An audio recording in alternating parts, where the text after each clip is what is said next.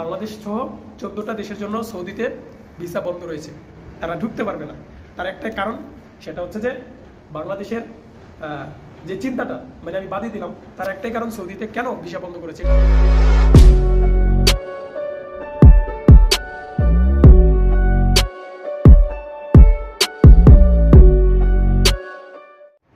আসসালামু আলাইকুম, আশা করি সকলেই ভালো আছেন। প্রবাসী ভাইরা, আমাদের বাংলাদেশি নাগরিকদের জন্য সৌদির দরজাটাও বন্ধ করে দিল।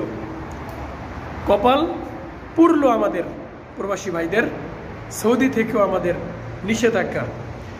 তো বন্ধুরা, সব দিক দিয়ে কপাল পুরো একেবারে ছাই কয়লা বাংলাদেশিদের জন্য।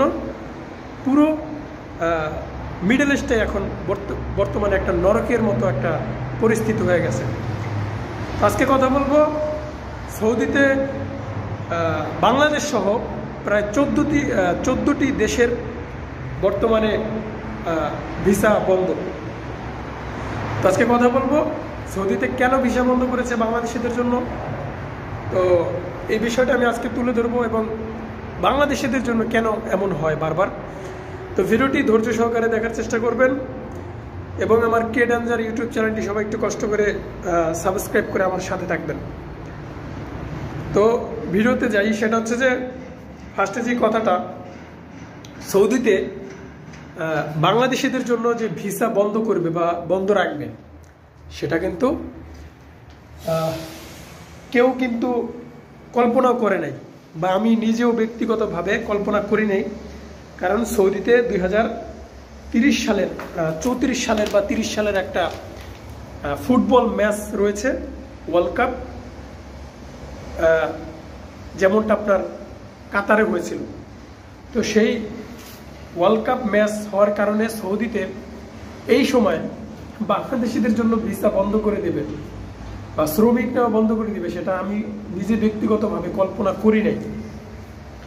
তো যাই হোক, যেটা হয়ে গেছে সেটা তার কিছু করার নাই, কারণ কপাল সব দেশের জন্যই পড়ছে।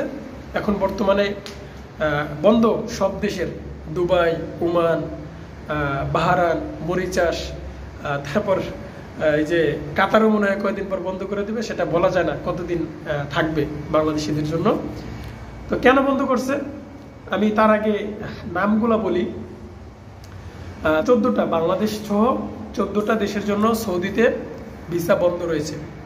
সেটা হচ্ছে যে 1 নম্বরে আমার দেশকে Bangladesh, Pakistan, India, Yemen, Sudan, Ethiopia, Indonesia, Jordan, Morocco, Tunisia, তারপর হচ্ছে আলজেরিয়া, তারপর হচ্ছে আপনার নাইজেরিয়া। তো এই 14টা দেশের বর্তমানে ভিসা বন্ধ, তারা ঢুকতে পারবে না। তার একটাই কারণ, সেটা হচ্ছে যে বাংলাদেশের যে চিন্তাটা মানে আমি বাদই দিলাম, তার একটাই কারণ সৌদিতে কেন ভিসা বন্ধ করেছে। এটার অনেকেই কিন্তু অনেকভাবে প্রশ্ন করতেছে, তাই না? দেখলাম যে ভাই অনেকে কমেন্ট করে বলতেছে, ভাই সৌদিতে ভিসা হঠাৎ করে কেন বন্ধ করে দিল বা কবে খুলবে, তো এরকম নানান প্রশ্ন।